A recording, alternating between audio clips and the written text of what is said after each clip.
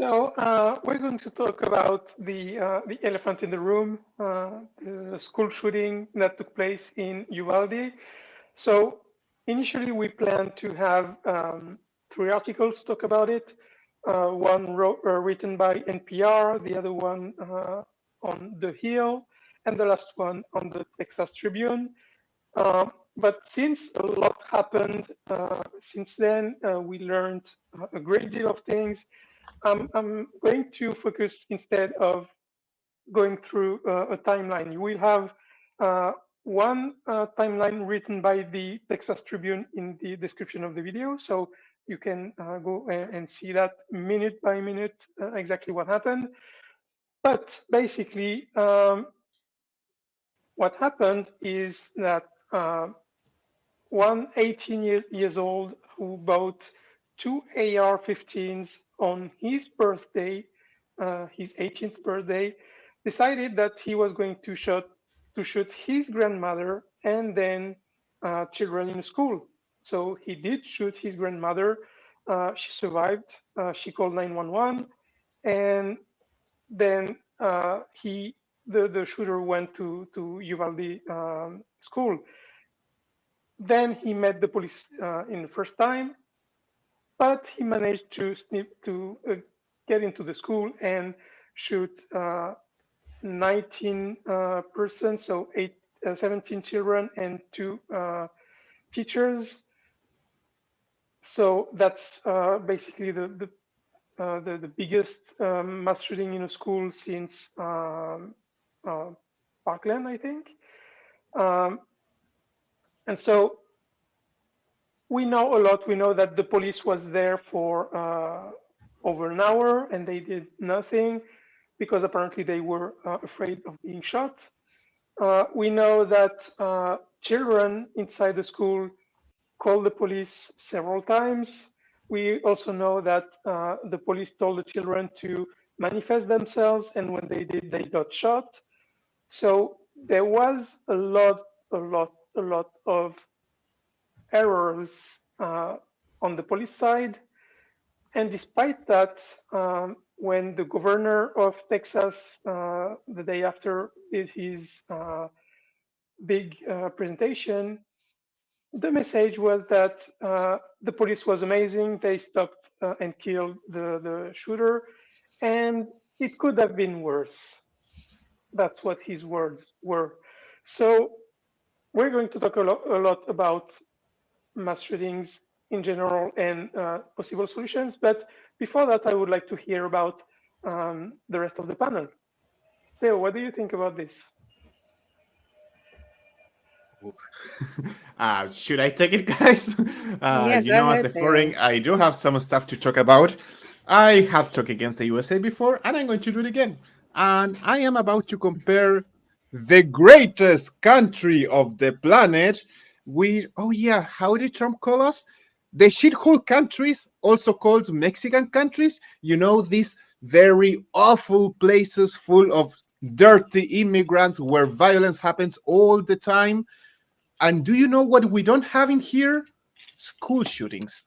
Not even one. Search in South America, in all Hispanoamerica, if there are school shootings. If there is one, that is going to be the exception, and it's going to be a historical event. But we never have school shootings, despite, you know, all these ideas of violence, all these ideas of, oh yeah, there are gangs down there. Well, there might be, but trust me, here they don't have the military grade weapons that they have in the USA. In here, we don't have those huge malls full of guns filled with shotguns until where the eyes meet until the end, whatever. I don't remember how to say that in English. So here, if you want to buy a gun, you have to check your papers. You need a special course. You have to learn how to use the gun. You need special authorization, and you have to prove that you are not a danger to society. I always quote this Simpsons episode when Homer wants to get a gun, and they tell him, oh, you attacked an ex-president, you created an international conflict, you are cataloged as a dangerous person, so you can only have 3 guns. And that's it. And guys, I know it's a parody, but we look at the USA from here, and it looks like that. You were talking, we were talking here at the beginning of the year about this Richter House. That was the teen who Yeah. got a military a Kyle, grade gun. yeah, Hmm? Kyle Rittenhouse. Yeah. He crossed a border and started shooting protesters. That doesn't happen in here. We have had very violent protests, and the only time I've heard about shootings during this one was an American tourist who had his gun and shot the protesters because he felt threatened. So obviously, as we don't have those shootings in here, we had to import them from the USA. And I'm going to finish this with one meme that I've seen over and over again. We have no idea how to stop this, says only country in the world when this happens. It's awful how over there you have no control over guns. Anyone can get any type of military weapon, buy as many bullets as you want, and something like this school shooting happens, and NRA fans go get together and they say, we need more guns. I'm going to actually put this BBC article talking about those guys saying that their solution to the guns problem is more guns. And it's awful. Which is ridiculous. But Genevieve, what you got to say? Well, I have to gather my thoughts because there are so many things to say about the situation. I guess I will start off with just a quick correction, Cindy, about the toll. There were 19 children and two teachers who were killed, and then the husband of one of those teachers had a heart attack when he came back to the school to visit his wife's memorial. So I'll throw him in there as well in the death Yeah, toll. I was going to as well. But Mhm. um it's it's maddening and so frustrating as an American citizen who has gone through these public schools, who has done these school shooter drills for most of her life. I I can't believe I cannot believe that the first one wasn't enough, because that is exactly what has happened in every other country. Because you're right, Teo, we are the only nation where this crisis happens. Every single other nation that has had a mass shooting like this, they immediately went into action, they immediately implemented change. And I understand why that hasn't happened here, because we have this insane gun culture. But I guess I had hoped, just like I had hoped after Sandy Hook, I had hoped that the massacred bodies of innocent elementary school children would have been enough for people in this country to rethink the relationship that we have with guns. But apparently not. The other thing about this situation that is so unique is the response from the police, Mhm. because I know that we have been saying for decades that we have a massive problem with the ineptitude and corruption of the police in America. But to see it in this situation, to see that they were called before he ever came to the school, they were being called while they were standing out there. They were tackling and arresting parents who were trying to go in and save their children, and it took them over an hour to actually go in there and do anything because, oh no, we might get hurt. Okay, that's kind of your fucking job. Do you think that you signed up to be a police officer?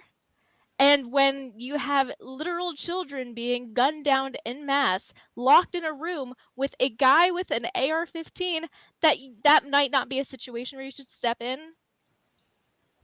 So it's frustrating because I'm sick of hearing this narrative of the only way to stop a bad guy with a gun is a good guy with a gun, because the data does not back that up. There has been less than 3% of cases of a active shooter that was stopped by a good guy with a gun.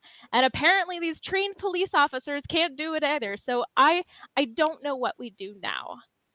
I I I am so angry and so frustrated. Um and I will recollect my thoughts and pass it back to you, Cynthia. No worries. No, it is maddening. It is maddening. It's crazy that it seems like that every time that a news happens, we're in another mass shooting. It's uh, let me collect my thoughts for a second. So since the recording of this particular show, we also know that there was a mass shooting in Tulsa, Oklahoma.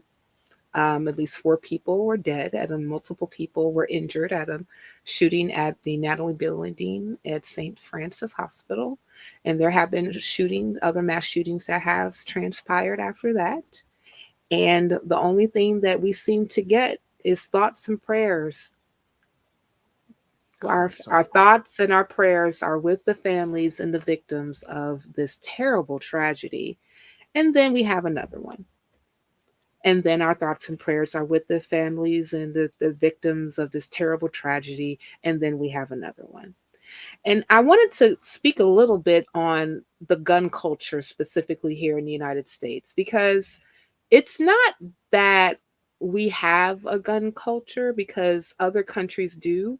We just don't have proper enforcement. We just don't have like proper legislation to actually enforce proper gun control like other countries do, even though that their guns exist. I mean, like, I think specifically of Sweden. I think that John Oliver, the Daily Show talked about Sweden a while back, after, I want to say, either Buffalo happened or Uvalde. I think Uvalde happened.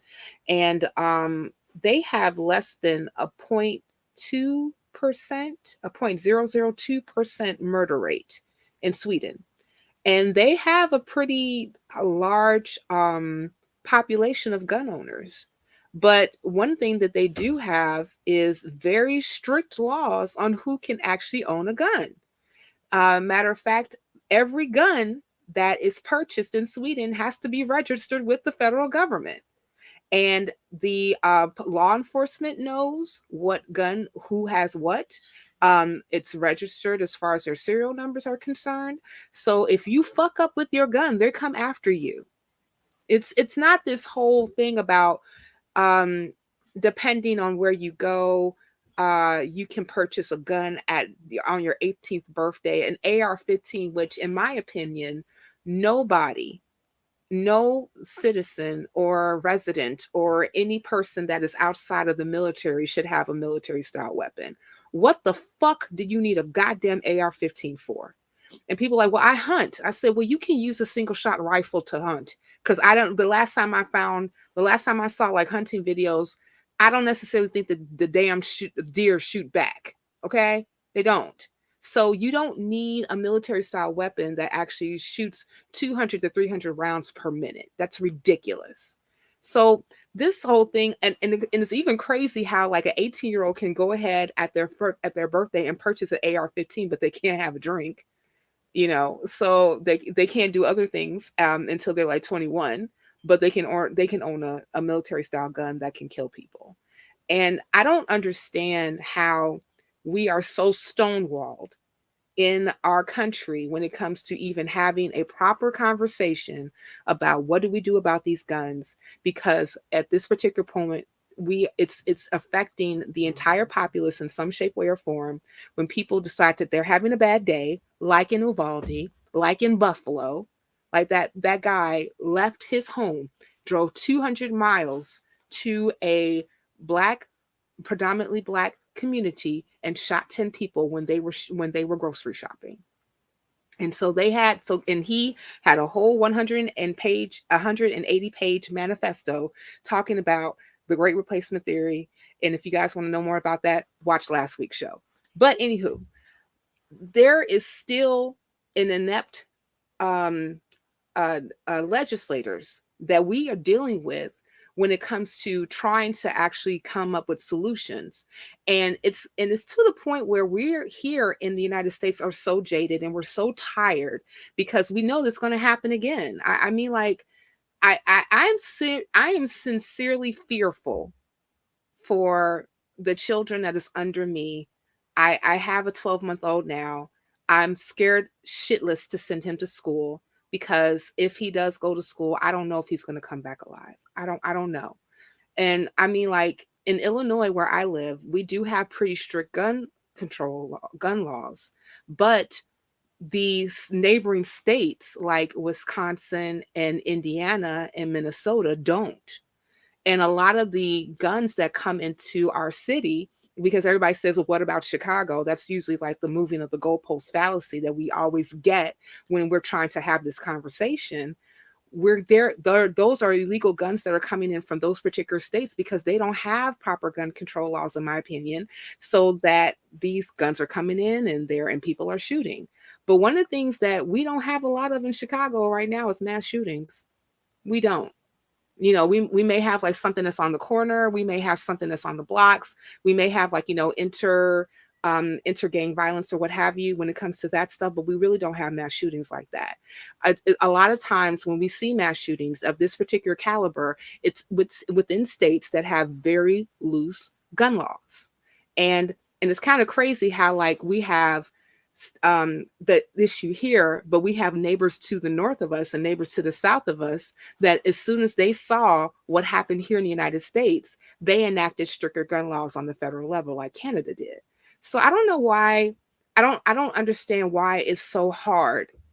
Why is it so hard for us to really get it together to the point where we can really say that we are about saving lives? Because the same people who want to continuously have the status quo of being lax when it comes to gun laws are the same people who are pushing overarching legislations to ban abortions because they're so pro-life. But I'm sorry, fuckhead, you're not pro-life. Because if you were pro-life, then that energy that you have for banning abortions would also go into actually banning guns as well, especially military style weapons. And I'll stop right there, and I'm going to go ahead and open it back up to you guys so that we can turn ahead and just like stir the pot a little bit, and then we're going to close on out. So Cindy, I'm going to go back to you because I know that one of the things that not only did you talk that you have within your notes is just like stats, but you also have some solutions and thoughts. So please help us out. Yes. First of all, I just wanted to come back to what you said about hunting. In the last couple of days, several Republicans have been interviewed and asked, why do people need an AR-15? And many of them said to hunt raccoons, to hunt foxes, to hunt feral pigs. I mean, why would you need an AR-15 to shoot at a raccoon when shooting a kid with this weapon makes them unrecognizable for the parents? They had to make DNA tests or look at the clothes, the shoes. Matthew McConaughey had a very moving speech yesterday about this. How is it possible that you give people weapons so powerful that when they shoot kids, they cannot be recognized by their parents? Right. That that's that's crazy. I can't believe how this is still happening. So, like you said, Oh, can I interject this really quickly? The with military style weapons, specifically with AR-15s, if they shoot you, they leave an exit wound that's the size of a grapefruit. And that's the reason why that a lot of these children could not be recognized, and they had to use DNA tests in order for them to identify them. And I will shut up now. Please, Cindy, continue. So since Uvalde, there's been, as of Monday this week, 33 mass shootings. Since Columbine, there's been 240 shootings and 554 deaths in schools. And I wanted to talk about one solution that, in my mind, is not talked enough, is to focus one certain population. We know that banning AR-15 will never work. We know that Republicans will never do it. We know the position of the Supreme Court on this, so that won't happen. But we can focus on behavior. nearly 1 in 4 women and 1 in 7 men will experience severe physical violence at the hand of their intimate partner in their lifetime. Nearly half of women murdered in the United States are killed by a current or former intimate partner, and more than half of these intimate partner homicides are by firearm. And women are 5 times more likely to be murdered by an abusive partner when the abuser has access to a gun. And the worst statistics that staggered me when I read it is that nearly 92% of all women on the planet killed by guns, well, not on the planet, but in high income countries, were American women, 92%. And so we need to make sure that anyone who had a history of abuse, whether it's children, whether it's partners, whether it's animals, even, we need to make sure they never have a gun because, according to the statistics, it's between 55 and 60% of mass shootings are committed by people who had previously issues of domestic abuse. So that's something that can be done because I don't see how Republicans could uh, answer the question, why won't you remove guns from people who are violent and kill already people? That's an unanswerable question. So they can be pushed through this angle, and they should be. That's one solution that could be implemented relatively easily. Yeah. Um, Oh, this yeah. is so awful, and there are so many things to say about this. hmm Um, It So it is. Go to ahead. I don't know if I oh sorry, I was just gonna say No, go Tam, ahead. if you No, would go like ahead, to Genevieve. contribute. I So I do not mean to dominate the conversation, but as an American and also as a gun owner who has lived in rural areas of this country, I do want to sort of speak back on something that we were discussing earlier about gun culture and why these common sense things, like you just mentioned, Cindy, are going to be difficult to implement. And a lot of that is because there is a deep misunderstanding of the perspective of people on the right who are at this point terrified of this boogeyman coming to steal your guns that has been crafted and fed to them on networks like Fox News. It's it's an insane amount of misinformation that is leading people to reject things that are so common sense and things that are so backed up by data. Because you're absolutely right, Cynthia. They will say, "What about Chicago?" and then neglect the fact that most of the shootings that happen in Chicago are from guns from another state. Or hmm even when we're talking about Mexico, like if a president wants to call your country a shithole country or a violent country, he's neglecting the fact that there is only one place in Mexico where you can legally buy a weapon, and all of the guns that are there came from the United States. mm Largely all of the yep. guns that are there came from us. hmm When you look at the data, these laws work. The states in this country that have the highest rates of murder and gun violence are the states with the most relaxed gun laws. And until we can bridge this gap of understanding, I don't know if we're going to be able to make sweeping national change, but we need to. And there is one thing that I've seen in Americans and their love to guns, and it's that they are not responsible. And Americans see guns as toys. You can see pictures of guns how they are huge and full of small parts, and they are sold as toy for grown-ups. And they don't see them as the deadly hazard that they are. They see them as toys for adults. I've seen guys cutting trees with freaking guns that they can go and buy in the supermarket. Cutting trees. I mean, what the heck is wrong with you people? This week there was a baby that shoot his father with a gun. What type of father takes a gun and let the baby hold the gun? The idiot died. And you know what? That's another problem. Your country, I know the whole planet, but your country, I've heard idiots saying, oh, there are school shootings. You have to give guns to the teachers. If you think that, you are a fucking idiot. And I can't believe that I have to breathe the same air than you, waste of oxygen.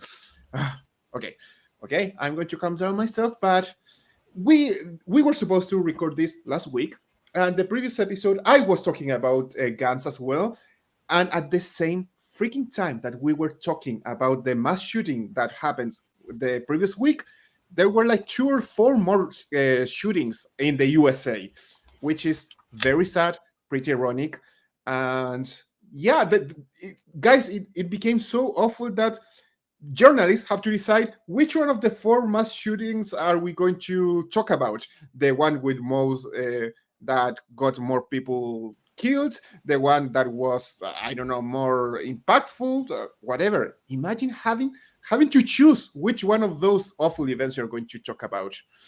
So yeah, it's a whole problem with not having a responsible gun ownership culture, and for me that's the biggest issue. And as Cynthia said, you are 18 years old, you can buy a military machine gun, but you cannot buy a beer. What is wrong with people? Oh yeah, I know, the NRA having power, political power, and people who get lots of money, politicians getting lots of money from the NRI. NRA. NRA. Yeah, The National yeah, Rifle those guys, those pieces of Association. shit. Yeah. They Them. Well, I'm those. going to well, I am I know that this is something that we can talk about a lot, but we do have, more segments. But if you all don't mind, I'm just going to wrap us up by saying a few things. um there was a Supreme Court justice. I wish I could remember his name, but he was appointed by um Tricky Dicky. That would be Nixon, Richard Nixon. And when he retired, he was interviewed in 1991. I want to say either by CNN or ABC News. I should have wrote this down, but I watched this, and I just want to repeat something that he said specifically. And I found it was very interesting because he himself was very conservative. He served under a Republican president, and he was what the quintessential look and feel of as conservative that conservative gets. And one of the things that he said when they were talking about specifically the Second Amendment, he basically, and I'm just paraphrasing, that he called the Second Amendment bullshit, and it should be revisited. And this is the reason why. A lot of times when we're having these conversations about gun control, common sense gun laws, and the like, a lot of people like to bring up, well, what about our Second Amendment rights?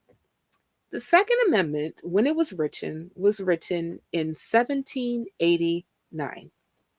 At that particular time period, America was just finishing up a Revolutionary War, and about 12 years later, they ended up in another war with the same country that they were fighting for independence. They did not have a military that was organized on its own. There was no army, there was no navy, there was no Marines, and there were damn sure was no armed air force. Okay, so since that was the case, militias often were formulated through the provinces that ended up becoming states through able-bodied men, according to history, to defend their property and land and women and children. That was in the 1780s going to the early 1800s. We have evolved since then, having the largest military in the entire world. And we also have a National Guard here in the States. So if anybody want to try it and invade the United States, then they would actually be met with force with properly trained people. There is, again, no reason for any citizen or resident to own a military style gun, because there is no reason for you to be in a fucking militia defending shit. Just get your single rifle and shoot a pig and be happy and stop this bullshit, because we'll be back here next week. How are we feeling, guys? Awful. Teachers unionize because you are constantly weaponized for political purposes. So go for it. That part too. I know that a lot of the public schools do have unions. Depending on where you are, your union could be weak or it could be fairly strong. I know the one in Chicago is a pretty strong one. They fight the mayor about every day. But it definitely does mean that we all, and I understand that we have like a whole thing about call to action, but I constantly say this, and I'm going to continue to say this. But if you audience members who are watching this feel some kind of way and you are kind of tired, I suggest you talk to your representatives, because they're the only ones who can change it.